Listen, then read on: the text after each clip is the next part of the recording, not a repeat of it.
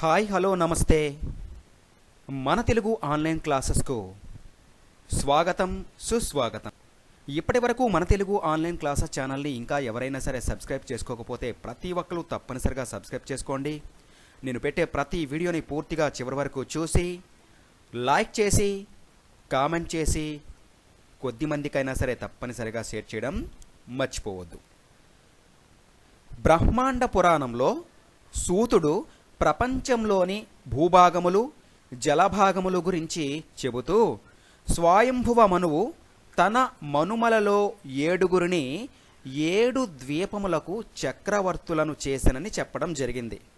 అలా చెప్పిన ఆ సందర్భంలో చెప్పిన 7 ద్వీపముల యొక్క పేర్లను మరియు ఆ ద్వీపాలను పాలించిన మొదటి చక్రవర్తులను ఈ వీడియోలో మనం తెలుసుకుందాం.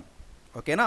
ఈ వీడియో ఆధారంగా బ్రహ్మాండ పురాణంలో సూతుడు ప్రపంచంలోని భూభాగములు జలభాగములు గురించి చెబుతూ స్వయంభువ మనువు తన మనుమలలో 7 7 ద్వీపములకు చక్రవర్తులను చేసనని చెప్పుట జరిగింది.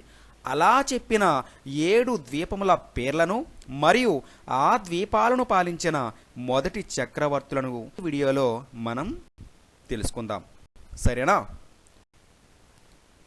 అయితే సప్తద్వీపములు వాటిని పరిపాలించే చక్రవర్తుల గురించి తెలుసుకుందాం. 1వది జంబూద్వీపం. 1వది జంబూద్వీపం. దీనిని అగ్నియింద్రుడు పరిపాలించడం అనేది జరిగింది. దీనిని అగ్నియింద్రుడు అనే పేరు గల చక్రవర్తి పరిపాలించడం అనేది జరిగింది. 2వది ప్లక్షద్వీపం. 2వది ప్లక్షద్వీపం. దీనిని మేధాతిథి అనే చక్రవర్తి పరిపాలించడం అనేది జరిగింది. దీనిని మేధాతిథి అనే పేరు గల చక్రవర్తి పరిపాలించడం అనేది జరిగింది. 3వది శాల్మలి ద్వీపం. 3వది శాల్మలి ద్వీపం. దీనిని వపుష్మంతుడు అనే చక్రవర్తి పరిపాలించడం అనేది జరిగింది. దీనిని శాల్మలి ద్వీపాన్ని వపుష్మంతుడు అనే పేరు గల చక్రవర్తి పరిపాలించడం అనేది జరిగింది.